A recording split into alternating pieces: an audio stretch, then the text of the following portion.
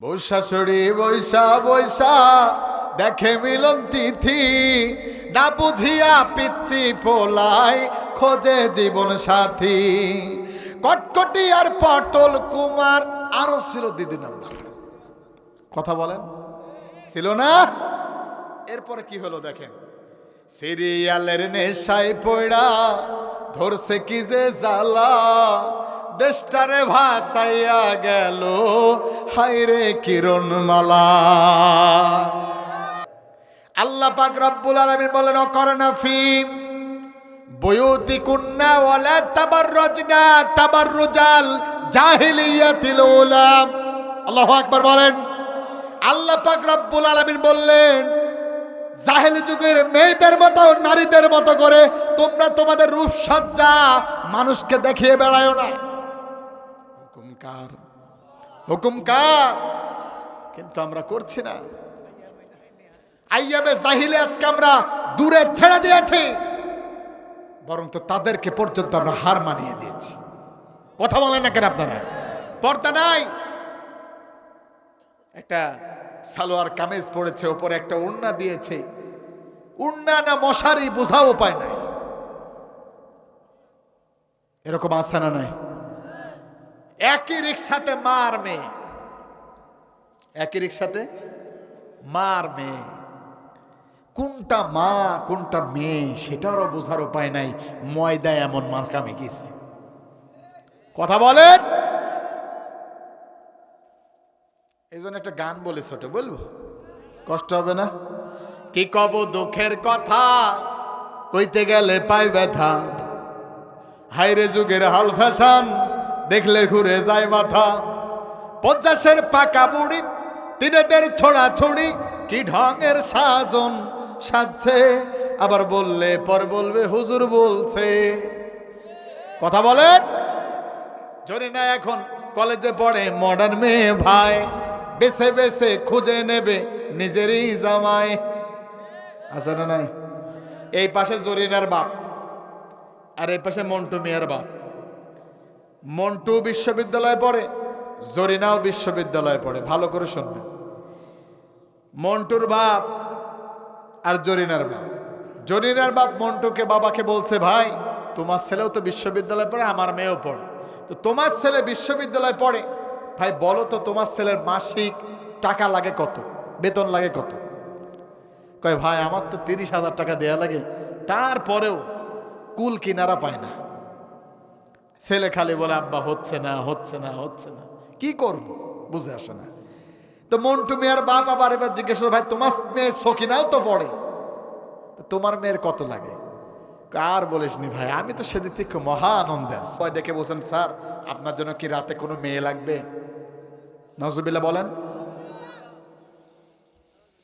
বললে আমার কোনো মেয়ে লাগবে না। হোটেল বয় বলছেন, ভাই সুন্দর সুন্দর মেয়ে আছে, আপনি দেখতে পারেন না। ছবিগুলো যখন সামনে দিয়েছে, পিকচারগুলো সাথে সাথে দেখছেন, দেখতে দেখতে দেখছে ওই পিকচারের মধ্যে তার বোনেরও ছবি আছে। এবার বলল, ভাই শোনো আমার অন্য কোনো মেয়ে লাগবে না, এই মেয়েটাকে লাগবে। যখন বোন চলে আসলো, ভাই পিছন দিয়ে ঘুরে দাঁড়িয়ে আছে। বোন আসার পরে বলছেন, স্যার আমি এসেছি, আপনি আমার দিকে তাকান। ভাইটা যখন তাকালো, বলেন তো বোনের মরা আর বাঁচা দুটো সমান কিনা? মাথাটা তুলতে পারে না। ভাই ডেকে বলছেন, তোকে আমি এই কারণে বিশ্ববিদ্যালয়ে পাঠাই নাই,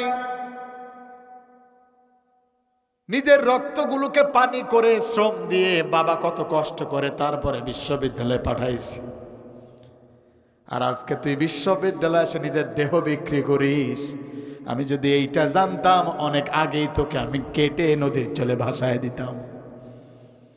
কেন এইটা করলি, কোন কারণে? বোনের মুখে আর কোনো উত্তর আসে না। বিশ্বাস করেন ভাই আমার, বাবাজির আমার, আজকের সমাজে একই অবস্থা। অধিকাংশ মেয়েরা আজকে নিজের ইজ্জত সম্ভ্রমকে বিক্রি করে দিচ্ছে কয়েকটা টাকার বিনিময়ে। আমরা সমাজে এমনও কিছু মহিলা দেখেছি, স্বামী যদি বিদেশ যায় ওই স্বামীর ওই স্থানে ওই বিছানায় অন্য একজন পুরুষকে ঠাঁই দিই, এমন কিছু মহিলা আছে না নাই? কথা বলা লাগবে, আছে না নাই? কারণ একটাই, পর্দা নাই। বাসায় আপনার পর্দা নাই, ঘরে আপনার পর্দা নাই, এই জন্য শান্তিটাও নাই। আপনি বিয়ে করার সময় যদি পর্দাটা দেখে বিয়েটা করতেন, আল্লাহর কসম ঘরটা সুখের হয়ে যেত। কিন্তু করেন নাই, মুখে দাঁড়িয়ে আছে। যুবক মানুষ বিয়ে করতে গিয়েছে, ঠিক এমন একটা অবস্থায় মেয়ে বলেছে দাঁড়িয়েলা ছেলে বিয়ে করব না। এরকম কিছু মেয়ে আছে না নাই? আমি বলি, ও যুবক, যেই মহিলা তোমার মুখের দাড়ি দেখে বিয়ে করতে চায় না, আল্লাহর কসম তুমি যদি দাড়িটা চেয়েছে নবীর সুন্নাতটাকে কেটে ফেলে ওই মহিলাকে বাড়িতে নিয়ে আসো, আমি সিয়াম মনোয়ার বললাম জীবনে কখনো সুখ পাবা না। কথা বলা লাগবে, কখনো সুখ পাবা না। কারণ রাসূলের সুন্নাতকে গলা টিপে হত্যা করে সুখ আশা করা যায় না। এখন ওই যুবক দাড়িটাকে চেঁচে ফেলে, কষ্ট হচ্ছে আপনাদের, দাড়িটাকে চেঁচে ফেলে ওই মেয়েকে বিয়ে করে নিয়ে আসলো বাড়িতে। বাড়িতে নিয়ে আসার পরে কিছুদিন সময় কাটে, ঘরের ভেতরে স্টার জলসা, জি বাংলা, জি সিনেমা চালু হয়ে গিয়েছে। সমস্যা হলো আপনার স্ত্রী যেই সিরিয়ালটা দেখে ওই সিরিয়ালের শিক্ষা হলো কি করে ঘরের চাবিটা নেওয়া যায়। কথা বলেন না কেন? আর আপনার মেয়ে, আপনার মা যেটা দেখে সেইটা সিরিয়ালের শিক্ষা হলো কি করে শাশুড়ি নিজে শাশুড়ি হয়ে ছেলের বউকে টাইট দেওয়া যায়। বিবেক দিয়ে শুনবেন, এইটাই হচ্ছে আজকে, হচ্ছে না? এরকমই হচ্ছে। শান্তি নাই ঘরে। বিয়ে করে নিয়ে এসছেন, একটা মেয়ে হয়েছে, আল্লাহ একটা সন্তান আপনাকে দিয়েছেন। ঠিক এমন একটা অবস্থায় আপনি চাকরিজীবী, 10 ঘন্টা ডিউটি দিয়ে বাড়িতে ফিরে আসলেন। বাড়িতে ফিরে আসার পর এবার আপনার মেয়েটাকে জিজ্ঞেস করেন তোমার মা কই। মেয়েটা এবার বলছেন আব্বা আপনি তো জানেন না আজকে আপনার মা আর আমার মা সেই রকম বাইদিছিল। তার মানে ফাসাদ বাইদিছিল। এখন বলেন আপনি 10 ঘন্টা বাইরে থেকে যদি বাড়িতে এসে এমন কিছু শোনেন, আপনার মাথা কি ঠিক থাকবে? থাকবে? আপনি এবার আপনার বিবির কাছে গেলেন, কি হয়েছে তোমার, সমস্যাটা কি, কি হয়েছে তোমার, তুমি আমাদের সুখ দুঃখের সাথী। আর বলো না, তোমার মা আমার সাথে এতটা খারাপ ব্যবহার করেছে আমি সহ্য করতে পারি নাই। বিশ্বাস করেন ভাই, আপনার ওই স্ত্রী আপনাকে চোখের জল ভাসিয়ে আপনাকে আপনার মায়ের বিরুদ্ধে দাঁড় করিয়ে দিয়ে আপনাকে জাহান্নামের কাঠগড়ায় হাজির করছেন, আপনি টের পাচ্ছেন না। আজকে অধিকাংশ সমাজে প্রত্যেকটা প্রায় ফ্যামিলিতে এই অবস্থা। আগে বাবা চাকরি করত, ভালো বেতন ছিল, সংসারে কোনো সমস্যা ছিল না, একটা চাকরও ছিল। বাবা এবার রিটায়ার্ড হয়েছে, বাড়িতে ফিরে এসেছে। বউ এবার যে স্বামীর কানে দেয়, শোনো এতদিন তো আব্বা বাসায় ছিল না, চাকর রেখেছিলাম, আব্বার তো এখন চাকরি নাই, বাড়িতে বসেই থাকে, চাকর রেখে লাভ কি? আব্বার হাতে টাকার ব্যাগ ধরিয়ে দাও, আব্বা বাজারে যাক, বাজার করে নিয়ে আসুক। তার মানে বাবাকে দিয়ে চাকরের কাজ করা, এই শিক্ষা আজকে কিছু বউ আছে না নাই? জোরে বলে আছে না নাই? চাকরি নাই বুড়ো বাবার, বসে বসে খাচ্ছে খাবার, রোজগার নাই বুড়ো বাবার, বসে বসে খাচ্ছে খাবার, তাই বলে অসম্মান তারে করো না। ভালো করে দেখো ভেবে তুমি একদিন বুড়ো হবে, ভালো করে দেখো ভেবে তুমি একদিন বুড়ো হবে। তোমার ছেলে তোমায় সম্মান করবে না, তোমার ছেলে তোমায় সম্মান করবে না। ও ছেলেরা বাবার মনে কষ্ট দিও না। আপনি যদি আপনার বাবাকে একটা ধমক দিয়ে কথা বলেন, আমি সিয়াম মনোয়ার সাক্ষী হয়ে বলে গেলাম, আমি সাক্ষী হয়ে বলে গেলাম আপনার সন্তান আপনাকে ধরে মারবে, এটাই স্বাভাবিক। কথা বলেন। বাবা যাচ্ছে ছেলেকে নিয়ে ঝুড়ি কিনতে। কি কিনতে? ঝুড়ি কিনতে বাজারে। ছেলে এবার বাবাকে প্রশ্ন করেন, আব্বা এই ঝুড়িটা কার জন্য কিনলেন? আর বলিস না বাবা, তোর দাদা বৃদ্ধ হয়ে পৌঁছে গিয়েছে, তোর দাদাকে মাথায় করে বৃদ্ধাশ্রমে ফেলে আসবো। নাউজুবিল্লাহ বলেন। এমনও কিছু ফ্যামিলি আছে না নাই? সন্তান এবার ডেকে বলেন, আব্বা এই ঝুড়ি দিয়ে দাদাকে ফেলবেন, সমস্যা নাই, ঝুড়ি কিন্তু ফেলেন না। কই কেন? কই আপনি আপনার বাবাকে ফেলার জন্য নতুন ঝুড়ি কিনছেন, আমি আমার বাবাকে ফেলার জন্য নতুন ঝুড়ি কিনবো না, এই ঝুড়িতে কাজ ছেড়ে দেব। Tit for tat. আপনি ইট মারবেন, আপনাকে পাটকেল খাওয়াই লাগবে। এই জন্য ঘরটাকে সুখীর করেন, সুন্দর করেন। ঘর সুখী, আপনার গোটা সংসারটাকে মনে হবে জান্নাতে ফ্যামিলি। সুবহানাল্লাহ বলেন, জোরে বলেন সুবহানাল্লাহ। প্রিয় ভাইয়েরা আমার, তাহলে লক্ষ্য করেন এই অবস্থাটা যদি আপনি খেয়াল করেন তাহলে একটাই কারণ, ঘরে শান্তি নাই, তার মানে হলো পর্দা নাই। পর্দা না থাকার কারণে ঘরে আজকে শান্তি নাই। কথা বলে না কেন? পর্দা নাই, এই জন্য শান্তি নাই। যারা আজকে শাশুড়ি হয়েছেন, মা আপনার দিকে আমি লক্ষ্য করছি, আপনি শাশুড়ি মা, নিজের মেয়েটা যদি একটা অন্যায় করে আপনি তো কিছু বলেন না। এই যে একটা পিরিচ যদি নিজের মেয়ে ভেঙে ফেলে, একটা পিরিচ যদি ভেঙে ফেলে, বুকের জাপটে বলে, মা আয়, একটা পিরিচ ভেঙেছি, সমস্যা কি, তোকে আমি 10টা পিরিচ কিনে দেব। আর যদি নিজের ছেলের বউ একটা ভাঙে, গালি দিয়ে ধুয়ে ফেলতে তাকে আর দেরি করে না। এরকম কিছু শাশুড়ি আছে না নাই? নিজের মেয়ে খাইতে খাইতে ফার্মের মুরগি হয়ে গিয়েছে, কোনো সমস্যা নাই, কিন্তু যখন ছেলের বউ কিছু একটা খায়, একটা গোস্ত তুলে খায়, সাথে সাথে ডেকে বলেন, ও আব্দুর রহিম, তোর বউ সব খেয়ে শেষ করে ফেলো, টাকা। শাশুড়ি কিছু আছে না নাই?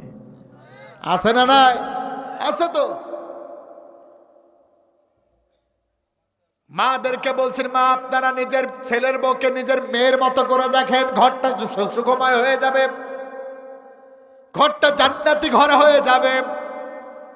বোনেরা যারা আছেন, বউ হয়ে গিয়েছেন, আমি আপনাদেরকে বলছেন, বোনেরা, আপনি আপনার মা আপনাকে মারলেও তো আপনি কিছু মনে করতেন না, কিন্তু শাশুড়ি একটু চোখ রাঙানি দিলে সহ্য করতে পারেন না। তার মানে আপনার মন মাইন্ডের সমস্যা, শাশুড়ির সমস্যা নাই। এইরকম ফ্যামিলিতে প্রত্যেকটা জায়গায় তাই হচ্ছে। ও বোন, আমি আপনাকে বলি, আপনি যদি আপনার শাশুড়িকে ডেকে নিতেন, নিজের শাশুড়ির মাথায় একটু তেল দিয়ে দিতেন, তেল দিয়ে যদি জিজ্ঞেস করেন, আম্মা জান 20 বছর বয়সে আপনি কেমন ছিলেন, আব্বার সাথে আপনি কিভাবে বিয়ে হলো, আল্লাহর কসম ওই ঘরটার ভিতরে আল্লাহ জান্নাতি সুখ দান করে দেবে। সুবহানাল্লাহ বলেন। কিন্তু এখন কি আছে ভাই? কথা বলা লাগবে, আছে? এখন থাকবে কেন? এখন ওই যে আমরা দিয়েছি, এখন থাকবে কেন? আমরা দিয়েছি, এখন বউ শাশুড়ি যুদ্ধ করার জন্য একটা দারুণ জিনিস। আমি কি বলবো? বউ শাশুড়ি বৈশা বৈশা দেখে মিলন তিথি, না বুঝিয়া পিচ্ছি পোলায় খোঁজে জীবন সাথী। দেখে না? আছে। বউ শাশুড়ি বৈশা বৈশা দেখে মিলন তিথি, না বুঝিয়া পিচ্ছি পোলায় খোঁজে জীবন সাথী। কটকটি আর পটল কুমার আরো ছিল দিদি নাম্বার। কথা বলেন, ছিল না? এরপরে কি হলো দেখেন, সিরিয়ালের নেশায় পড়া ধরছে কি যে জ্বালা, দেশটারে ভাসাইয়া গেল হায়রে কিরণমালা। আমার এক চাচি আইসা আমাকে বলছে, বাপ আমার নামাজ হয় কি দেখো তো। কেন চাচি, আপনার নামাজ হয় কিনা আমি বলবো কি? না তোমরা হুজুর মানুষ, বলতে পারো, বলো। আচ্ছা বলেন কি সমস্যা? কয় বাবা আমি যখন আল্লাহ আকবার, 4-5 বছর আগের কথা বলছি, আমি যখন আল্লাহ আকবার বলে নামাজে হাতটা বাঁধি, তখন আমার মাথায় একটা জিনিস শুধুমাত্র ভাসে, চিন্তা হয়, ওই যে কিরণমালা গাছের মধ্যে পড়ে গেছে, উঠবি কি করি? আপনারাই ফতোয়া দেন, নামাজ কি হচ্ছে? হ্যাঁ হচ্ছে? হচ্ছে না তো। কারণ আপনি যদি 14 ঘন্টার মধ্যে 12 ঘন্টার মধ্যে 6 ঘন্টা ওই নিয়ে পড়ে থাকেন, নামাজে মাত্র 1.5 ঘন্টা, 1 ঘন্টা 30 মিনিট আপনার যে মন থাকবে কি করে? তবে আপনি তো বাকি সময়টা সব ওই দিয়ে দেখে এসছেন। এখন মুরব্বীরাও দেখে, আর যুবকদের তো কাজ নাই, খালি মার মার মার। কি রে, রাত 12টার সময় মার মার করছে, কি মারছে? হুজুর আপনি বুঝবেন না। কি? কারণ ফ্রি ফায়ার খেলছে, কাস্টমস খেলছে, পাবজি আছে না নাই? যুবকেরা আছে না নাই? তার মানে বোঝা যায় যুবকদের মেরুদণ্ড শেষ। বিশ্বাস করেন, এই করোনার 2 বছরে যা ক্ষতি হয়েছে, আগামী 100 বছরেও এই ক্ষতি পূরণ হবে না। আবার আসিতেছে, এবার আসছে অমিক্রন।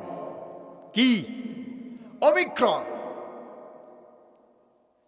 অমিক্রন ভাইরাসের জন্য ওষুধটা তৈরি হয়েছে না অমিক্রন ঔষধের জন্য ভাইরাস তৈরি হয়েছে?